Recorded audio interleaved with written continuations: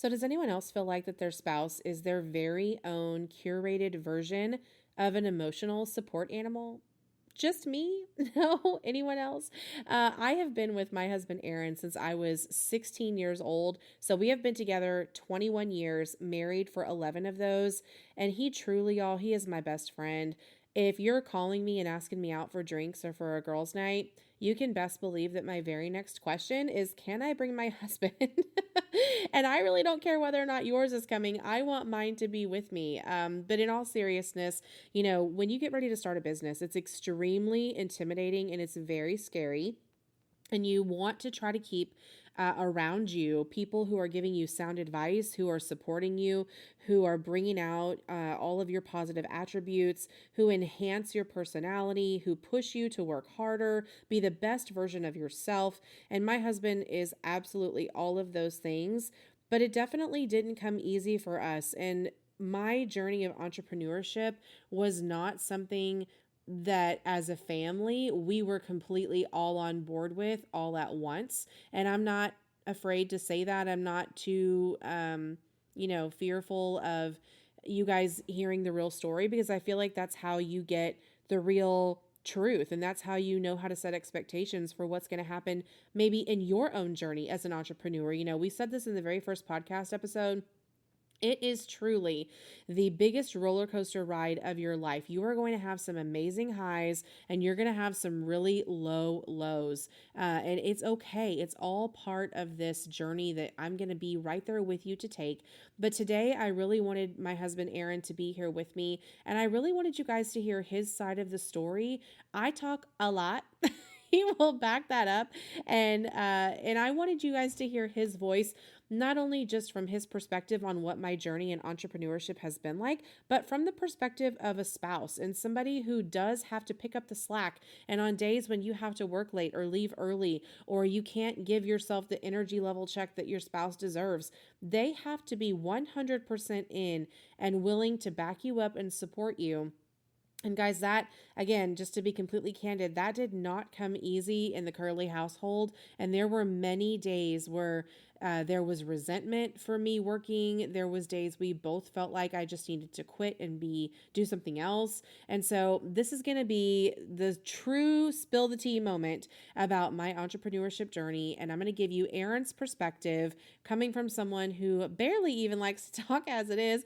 I'm so proud of him and I'm so honored he chose to spend his afternoon today on a podcast with his lovely wife. And so we're going to spill the tea for you. We're going to give you the real, what it's like to be married in business. This is the Hautie Hustle. Hey y'all, my name is Amy Curley and I'm your resident Hautie. I'm a veteran in the retail apparel industry with a brick and mortar location, a wholesale apparel line, a monthly subscription box, and event rental spaces. During my 11 years in this industry, I have accumulated a wealth of firsthand experiences and a growing list of what to do and what not to do when running a small business.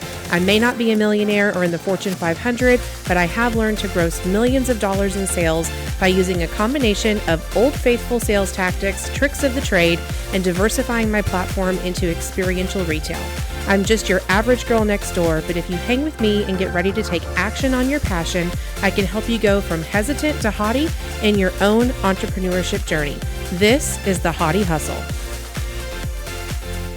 So as I mentioned, we are here with my husband today. His name is Aaron, and I'm so excited that he is joining us. I'm very honored that he is joining us today. He is not a huge talker and not really a huge fan of public speaking. So just the fact that he's here on this podcast means so much to me. And if I take it back just to our very early experiences as small businesses, we're talking like very baby early years, 2012, 2013 for Hot as a company. We refer to the good old days kind of as the little yellow house days, because that's really when we kind of knew as a family and in our marriage that this was more than just a side hustle. This was going to turn into a business. We could really make a profit out of this. And if we, go back and think about when was kind of the aha moment that happened, or a certain point, which I think every entrepreneur looks for. When did you know that it was going to be more than just a side hustle? Was there a sign? Was there a big order? Was there a big sale? Was there a partnership? Was there something momentous that happened in your business that kind of made you go, okay, this is the real deal, and not just, for play or for a hobby? And for me, it was really stepping out. And I am very impulsive. I have made that known on several occasions here in this podcast, but I went out and rented a space that we now know as the Little Yellow House, without consulting anyone. I just kind of went out and did it and asked for forgiveness instead of asking for permission. But that's kind of when I think Aaron really knew that this is more, and my passion was more than just a hobby, that I was really ready to take this to the next level. But as with any good business venture, for a great reward, you have to take a great risk. And so one of the things that I, want to start with here for you, babe, is, do you feel like, or what have you felt like has been the hardest challenge or challenges that you think we have faced as a couple as a direct result of being in business for ourselves and being in the entrepreneurial lifestyle? I would say the time management, the long days and the long weekends, when you want to have family time and it's work. Fair enough. I agree with that. And what do you feel like on the flip side of that? So we know time management is a challenge when you're a small business owner, but what do you feel like our girls have benefited from as a direct result of not only me being in business, but now you being a more integral part of the business, us being an entrepreneurial family? I see the maturity in them, and how they look up to you and want to be like you, and at some point want to take over for your business. Oh yeah, Grayson makes that very well known in this household, doesn't she? Very much. Very much. Little Amy. Oh yeah, little Amy. I'll take that. I'll take a win for that. Okay, so obviously we've just talked about being a business owner has many, many, many ups and downs, many, many, many highs and lows. But offhand, do you have something that stands out in your mind for us as a family, for you, for me, that is a great memory about the business? And kind of as a spousal perspective, if you did have days where you were feeling frustrated, because I know you did, and we had many arguments about the whole time management thing, but is there something that stands out that helped you stay motivated to keep supporting the dream rather than saying, okay, this is enough and we need to be done? I think, again, it's ultimately what you wanted. And at the end of the day, you got to remember it's for you to support your way of supporting your family. And I'm also in it for the food when we travel. That's probably the most real answer in this entire podcast. He is absolutely in it for the food. What's been your favorite food place that we have found because we've traveled at a show? There's a lot. I can't even give you a list. There's a lot. There has been a lot. We've found some great food. If you think of one, tell me and we'll leave it for the listeners. Because I feel like we have found some great food places from me going to shows. Recently, it's been Revolver. Yeah. In Dallas. In Dallas, Revolver. The taco place. Delicious. Okay, so what advice, babe, do you have to give other spouses that might be feeling frustrated, or may not see the bigger picture, or they may not be turning a profit yet, because it does take a while, right? Like we know it doesn't happen overnight. So do you have any advice to give to other spouses who might be in your situation to help support their significant other and be there for them? Yes. Run as fast as you can. Now just be supportive and be there for your spouse and do whatever you can to help. Agreed. And then in addition to that, what advice do you have for people who want to go in as a married couple? Because I think that is completely different than just you being a support system for your spouse and letting them go off to work.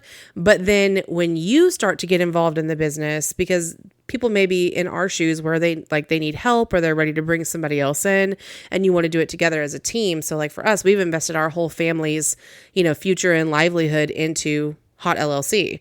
So what advice do you have before literally getting into business with your spouse on a regular basis? I think you have to keep business, and you just can't bring that home. And that's not always easy. We have had many a days where that's that's not been easy. Okay, guys. So I hope you've enjoyed this time with Aaron, Christopher Curley, and myself. I think at the end of the day, what we hope that you take away from this is that even though it is extremely challenging to be in business for yourself, it takes a lot of guts. It takes a lot of discipline, routine, practice, support, faith, belief, all of it. It can be extremely rewarding. And I think if we can take away anything from this, it's just to be there and love on one another and support each other. That's why the Hautie Hustle community exists. And I also just want to say, just as much as my husband is there for me, I absolutely return that favor. And as much as I can, step it up for him, because he's picking up the slack for me in all the other areas that I can't be here for during the day. So I would challenge you as well, just as a call to action and a takeaway from this, meet your significant other, meet your spouse halfway. Keep in mind that, yes, you do need their love and support and encouragement when you're starting a business, but they also need that same thing from you. And we talked about implementing, energy level checks and meeting each other halfway, more than halfway, whenever possible. But keep that in mind. Just remember it's a long road. It's the long game. It's not the short game. And at the end of the day, as long as you've got somebody behind you to support you, you're destined to come out on top. And if you know Aaron, just him agreeing to do this podcast for me was a huge deal for him. I said it in the beginning. He's not a talker. He's a man of few words. He is short and sweet and to the point, and he will shoot you straight every time. So this is just an even further testament to how far our marriage has come and our relationship has come, that he's willing to put himself in an uncomfortable situation for him, which is talking on a platform, talking in front of a group of people, being vulnerable in that sense. And so I am so grateful that he is behind me. So grateful for his support. If you have questions for Aaron, he gives great food tips and great restaurant recommendations. So feel free to always reach out for those, if nothing else. But we're here for you guys. We want to support you. We want to love on you. We want to encourage your journey. So reach out at any time. And as always, stay hot and hustle hard.